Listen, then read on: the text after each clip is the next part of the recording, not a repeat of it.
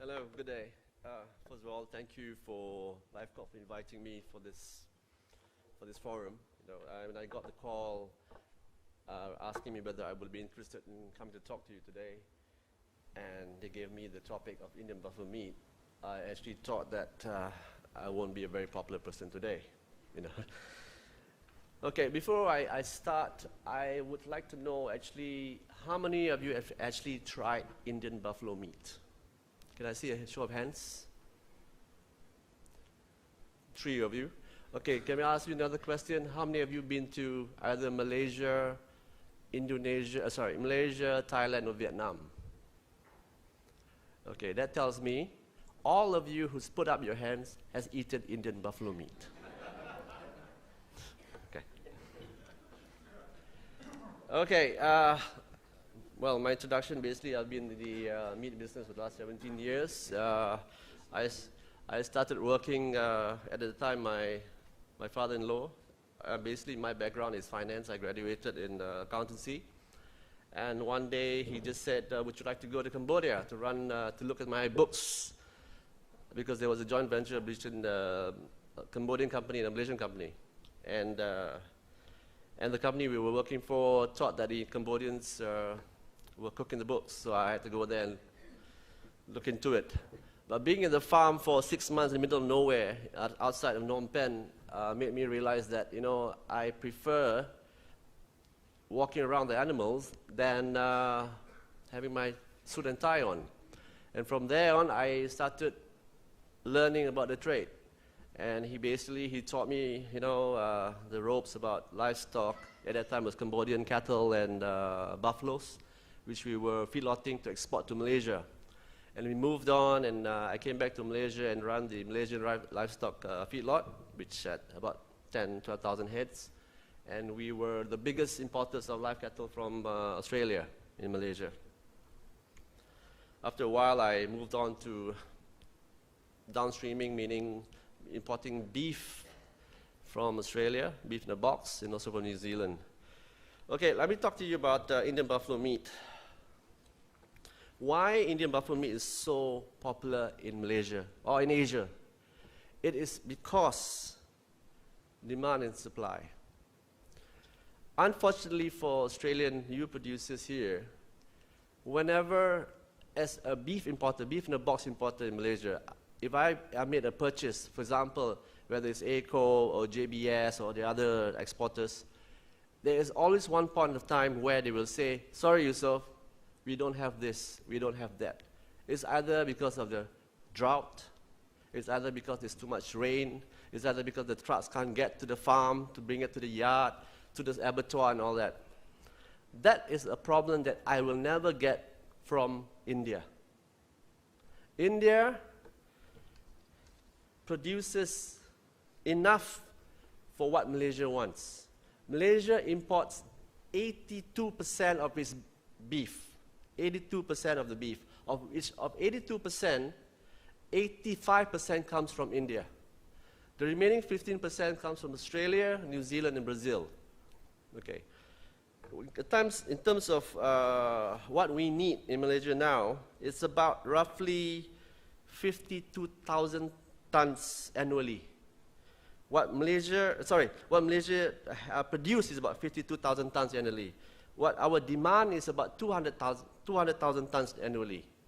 That shortfall can only be filled by importing beef. The pricing from Australia the last couple of years has been very, very hard for the Malaysians in terms of whether you sell it live or whether you sell it in a box. It's been really, really hard. With the recent economic crisis in Asia, okay, people are losing their jobs. People are basically, they can't afford expensive protein. And I really want to know whether you actually know what the pricing of Indian buffalo meat is. Can any of you guess how much it is per kilo in Aussie dollars? Let's say a tenderloin, a buffalo tenderloin, how much it would be? Any guesses?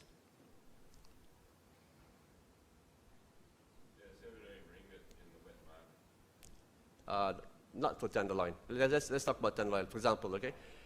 In the wet markets, it will be equivalent to 5 Aussie dollars for a buffalo tenderloin. What I'm bringing in from Australia, frozen beef tenderloin, frozen, not the chilled one, is equivalent to about $22 Australian dollars. Okay, that gives you, for a family that needs to eat red meat, automatically we go to the Indian side.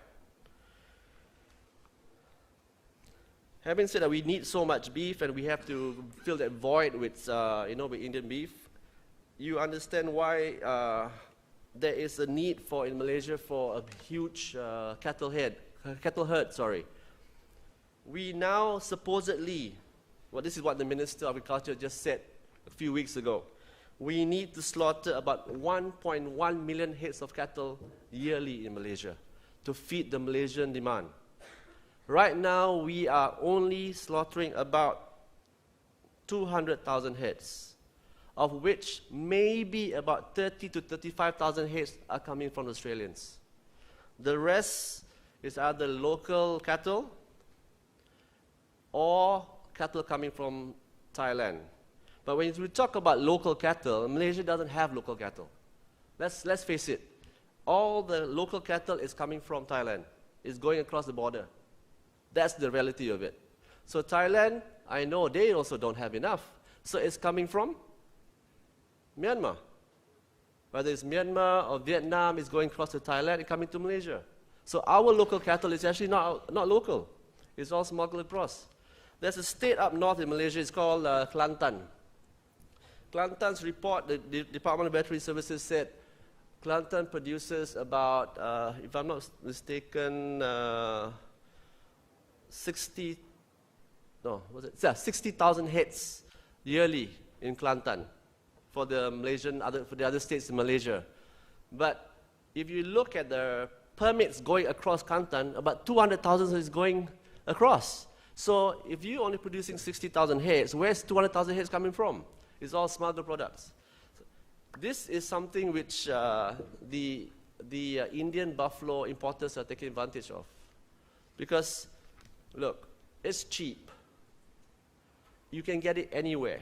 Whether you go to Tesco, whether you go to Carrefour, whether you go to a high-end supermarket, any restaurant that you walk in, okay, besides having a ribeye steak or tenderloin steak, it's all Indian buffalo meat. It's cheap. If you go to the wet markets and you see the traders selling meat all hanged up with blood dripping, would think, wow, that's beautiful meat. And you say, hey, Mr. Butcher, I would like that piece there. I want the top side from there. I want a fillet from there. Okay, sure, ma'am, sure. On the counter will be all this red meat. He'll just pick up something from the table. Okay, he'll start chopping it off for you, or cutting or butchering or slicing it for you. It's actually all taught Indian buffalo meat. When Indian buffalo meat first started coming to Malaysia in the early 80s, nobody knew it was buffalo. Only around 1998, maybe 13, 14 years after the arrival of Indian buffalo meat in Malaysia, we actually had to put a label, buffalo, in the stores. Before that, nobody knew. It's like you guys who's been to Asia, eaten in Asia, and I asked you, have you eaten buffalo meat? 3 hands. Have you been to these countries? Yes. Have you eaten? Yes. It's all buffalo meat. You don't know the difference because the Asian style of cooking is where you don't flip it 3 minutes aside or have it medium rare. You cook it for 4 hours or 5 hours, a rendang in Indonesia, a rendang in Malaysia, okay? A bakso ball. They're all Indian buffalo meat, okay? Recently, Indonesia allowed the importation of Indian buffalo meat. And I think that's why the title is A Malaysian Perspective. I'm not here to sugarcoat it for you, okay? I'm telling you what I think, and you may not like me about this. But I think Indonesia I think you're exporting about 600,000 heads yearly. Is that right?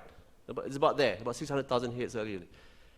If you don't get it right, and Indian buffalo meat penetrates the Indonesian market in a big way, in 20 years from now, not maybe 5 years, not 3 years, 20 years from now, whatever you are exporting to them will decrease more than half. I believe that. Because in year 2002, Malaysia imported 44,000 or 45,000 heads from Australia.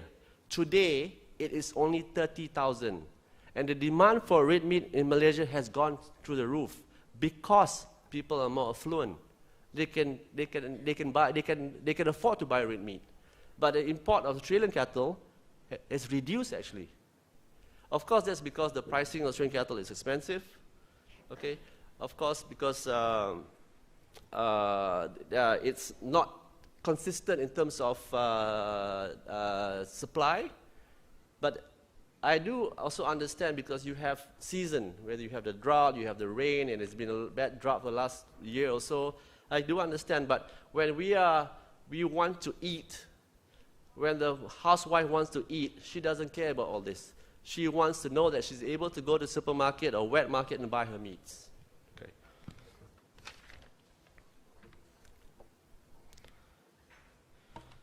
The supply of Indian buffalo itself in India. Okay, I think India, if I'm not mistaken, coming into Malaysia, there are about 220 containers monthly into Malaysia. 40-footers. We are talking about 130,000 tons every year. Okay, it's very, very popular because of the price, demand and supply thing. It's very, very popular because of the cooking style. And it's also very popular because it's frozen.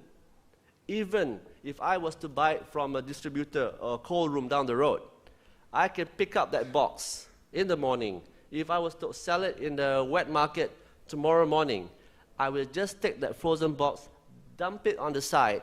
By the time it's tomorrow morning, it's fully thawed. With blood dripping, it looks so fresh. And comes the housewife or the the husband comes along and I want this and that, he would not know any reason, any difference. I think Alistair, I think he witnessed a couple of weeks ago where he was in one of the states in Malaysia and he actually saw Indian buffalo meat being sold next to Australian meat, where the carcass is there and everybody's just being fooled. This happens on a daily basis. People right now understand it's buffalo meat and people actually don't care. Indonesia, it does not import large amounts of beef, whether it's Australian or Brazilian or whatever it is. Okay, it does not. Because it relied a lot on their local cattle and also the 600,000 or 700,000 heads which is coming in live. Right now, I'm made to understand that there is a restriction where you have to alternate between breeding and feeders, or something like 5-to-1 or something like that. Okay, if this pursues, I do believe the Indonesian market will dip, okay, in the future, and this will not be good for you. From what the people I met last night, the dinner and here, I can see this is a huge industry, and talking about this, it worries me because it affects a lot of lives. And to be very honest with you, when I distribute a lot of Australian chilled beef, okay. I do a lot New Zealand beef. I do some US frozen beef. And right now, in the last 2 years, because the economy is falling, I realized that my Indian beef sales, which I do not, actually, I'll be honest with you, I do not want to sell, has gone up through the roof. Because the Australian prices are so expensive. If your cattle prices are expensive, your meat prices are expensive. And then it goes down the chain where everything else is expensive. We have to make a profit too. So I think Indonesia is a threat to you. It is a threat because, number one, it is new now. It's only been, a few months where it first came, the first shipment, okay? They say, we don't like Indian buffalo meat. That's what they say. They actually have been eating Indian buffalo meat smuggled out of Malaysia for years. Okay, to the islands like Bintan and Batam, they've been eating Indian buffalo meat for years, but they never realized. But now it's hit Jakarta. Okay, when it hits Jakarta, would it make any difference whether your meatballs, the bakso, has Indian buffalo meat or beef? It makes no difference. A lot cheaper. I think the price for retail beef in Indonesia is something like 55 ringgit. Whereas compared to Malaysia, it's only about 25 ringgit. It's double the price. Even in Malaysia, we still want Indian buffalo meat. Once they get a taste of it, they will want Indian buffalo meat. And it will grow in a big way because Indonesia is a poor country. I'm sorry to say. I mean, not everybody is, affluent. Right now, it may be a challenge for them because they don't have the cold chain. But if any district or any village or any what you call kampong in Indonesia has Indian buffalo meat which is frozen, it does not matter whether you have a cold chain or not. And it's a type of protein which Indonesian cooking takes a long, lengthy time. So I think the threat is very real.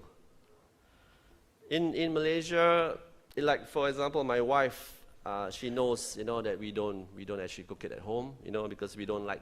There's a smell to it. If you cook it too short a time, there's a smell to it. But you make a curry out of it, it's beautiful. Because after cooking it for 4 hours, okay, it doesn't fall apart, but it's tender. Whereas if you do with Aussie beef or New Zealand beef, after 4 hours, everything just falls apart. And to them, it's like, why am I paying for a piece of meat at this high price where after 4 hours it falls apart? And the question is by MLA was, why can't you cook it shorter? Why can't you cook it for 40 minutes? Because the meat doesn't absorb the curry. True? I mean, if you do it that way, it doesn't absorb. So that's why they prefer a tougher piece of meat, and Indian buffalo meat falls into that place. Okay. I mean, like Indian buffalo meat also is called Cara beef. Cara beef, it's so popular that nobody in their right mind will not cook it. So, like I was talking to some people yesterday, I mean, this is not something nice to hear, but I think in the long run, how Australia or the producers here can help countries like Malaysia or Thailand or Vietnam is not so much exporting feeders or slaughter animals. You actually have to work with these countries where you send more breeders. You alternate, because in the long run, you will still lose out. If Indian buffalo meat goes big, really big in Indonesia, and is legally allowed to go to China, then I think the industry for the live side doesn't look very bright. So on that note, I'll end my little presentation, and if you do have any questions for me, I'm more than happy to answer. Thank you.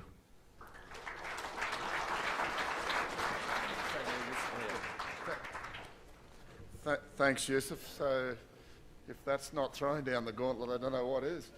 But are there any questions for Yusof? Mick. Prime Minister Modi has, on several occasions, moved to prevent or prohibit the slaughter of cattle in some regions of India. Do you think that is a threat to the trade longer term? In what way? Sorry. In that if the slaughter of buffalo is made illegal in India, that the supply might not be available as much in the future? Well, I think, with a population of 100 million buffaloes, I mean, I think India has about 60% of the world's water buffalo head. Okay, I think it doesn't make that difference because most of the slaughterhouses which is exporting is in the northern region and central region. And buffaloes is used in these countries for milk. Only when it's retired, it's slaughtered from beef or for meat. So I think with all these things put in place, in the short term, no, I don't think it will affect much. But maybe over a long term, it would be. But long term meaning, I mean, you're talking about 10 years, 15 years. But this industry, you guys are looking at what is next year, 2 years down the road. You're trying to bring up your herd back to what it was at the very maximum 2020. I just heard this morning your herd population is about 24 million. Is that right? About that? and you want something like 29, 30 million back. And because of the drought, it's come to a point where there's a shortage. But India, when you have 100 million buffaloes churning all the time, okay, they're way ahead of you. You know, of course, you cannot compare Aussie beef and Indian buffalo meat. But when that family in Asia wants to eat, I'm not saying all, okay, maybe all out of the city, main city, Kuala Lumpur, maybe 10% eat Indian buffalo meat. But out of Kuala Lumpur or Penang or Malacca or Bangkok and all that, they consume this. It doesn't matter to them. And I think it's something which I'm personally worried. Thank you. As I understand it, you're developing a supply chain in Cambodia. So what makes Cambodia a different market, say, into Indonesia, where you're saying that over the next 20 years we could be half the Australian supply could be there now at 200,000 or 300,000. So why is Cambodia different, that you would now invest in a closed production system using Australian cattle when you're saying that Indian buffalo meat could come into these markets and have such a significant impact on the supply and the cost of Australian animals, basically? Okay, I think when I was introduced, I worked in Cambodia in the early 2000s. We had a feedlot there, which is now basically shut down. I think another operator has taken over it. They are importing Australian feeders and breeders for the local market. But I personally don't think that will be successful either, because the Cambodians, I lived in Cambodia for 5 years actually. The Cambodians are very much used to the, what do you call that, buffaloes coming from Vietnam. So introducing Indian buffalo meat in Cambodia would be so much easier than actually growing and selling Australian cattle in Cambodia.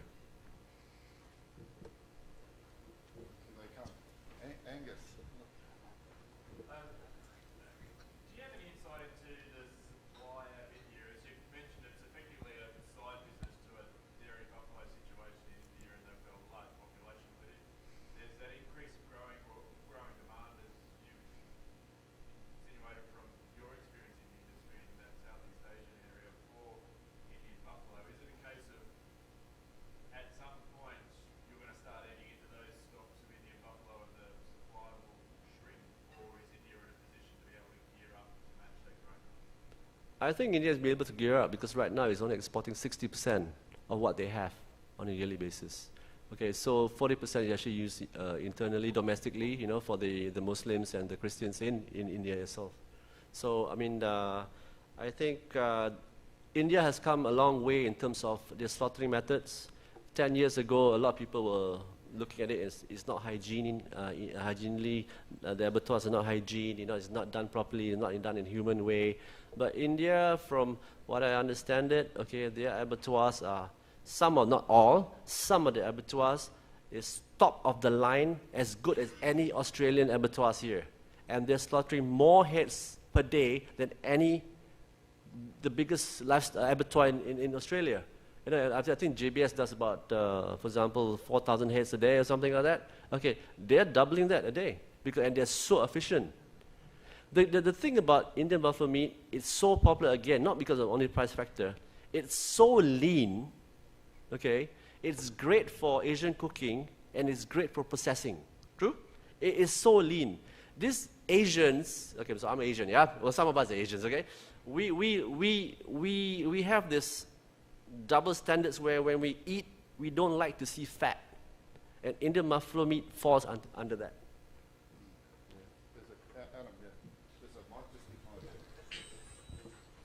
Dayan, are you seeing any momentum in regard to food safety with Indian buffalo meat? I've got friends who import it into Malaysia myself, and they've had some fairly major issues recently with chemical residues being detected at the wharf at Port Claying. So, I mean, are you seeing food safety as a potential threat to what you're talking about with the expansion of Indian buffalo meat? In Malaysia itself? Anywhere.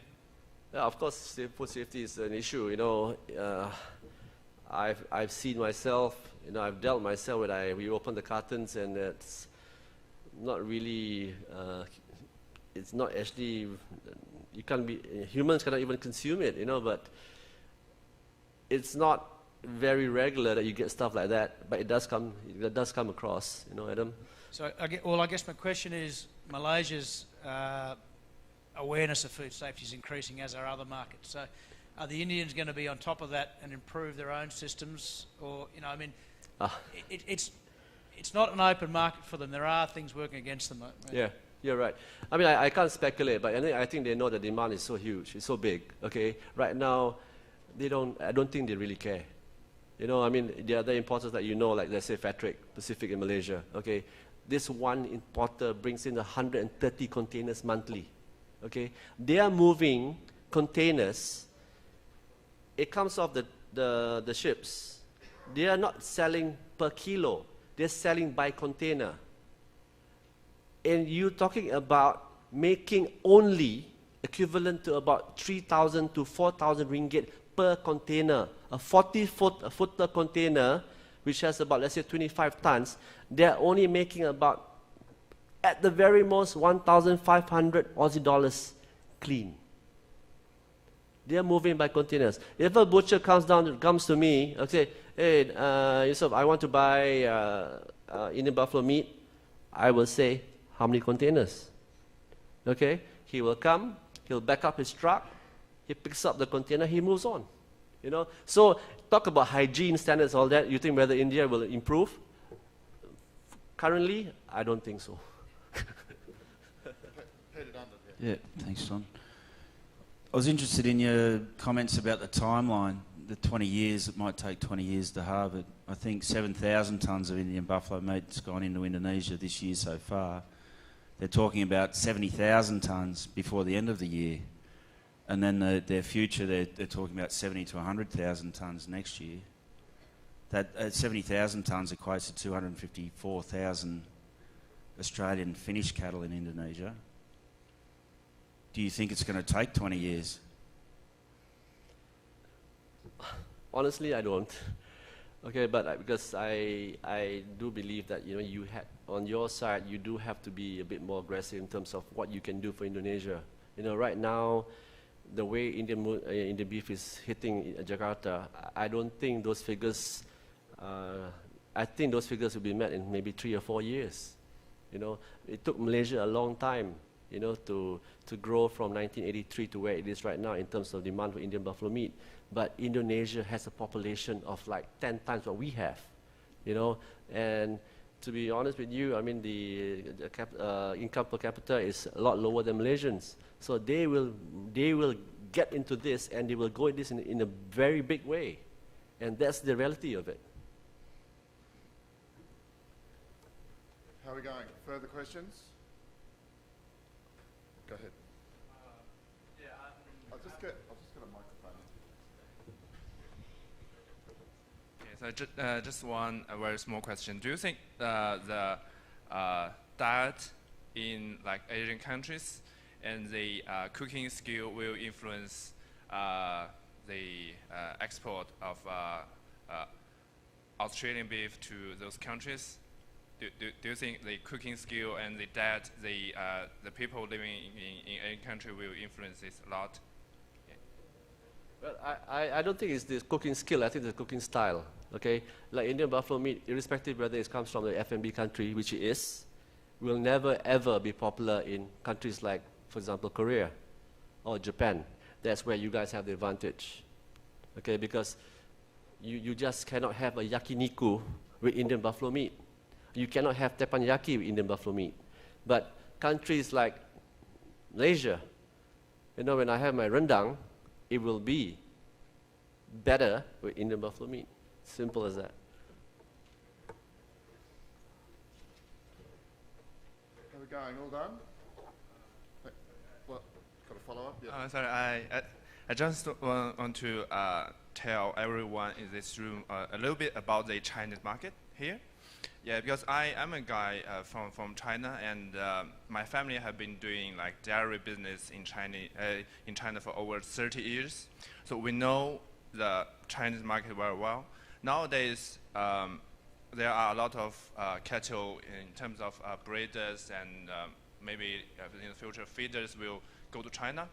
But I just want to remind all of the people in this room that if you want to actually export the feeders to China, you have to be very careful about the whole supply chain in China, because the consumption, Chinese people don't really eat like steak or cook steak at home. Yeah, we cook the meat, especially the beef meat, for a very long time. But for the feeders, like 2 or 2.5 years old, the meat of them is very tender and very soft. It's not suitable for like long-term cooking.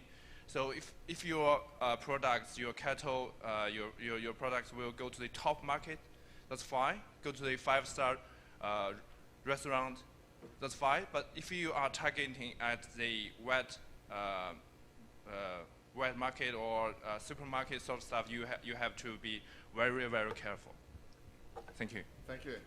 Thank you, Yusof. Thank you very much. Thank you.